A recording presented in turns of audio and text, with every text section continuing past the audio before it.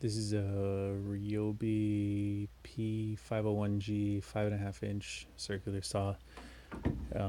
Makes lots of noise. So after cleaning off the gearing, adding a bunch of new grease,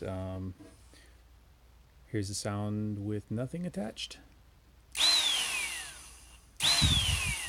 It doesn't sound too bad. There's a little bit of squeaking with the brushes you probably can't hear. Maybe you can hear it.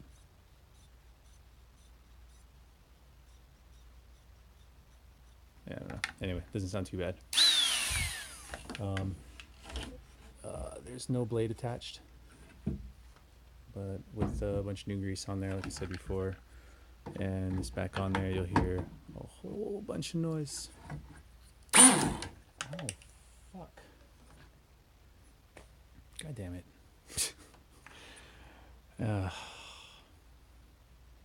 Anyway, whatever. Anyway, hear a bunch of noise once I hook the power back on. Jesus Christ.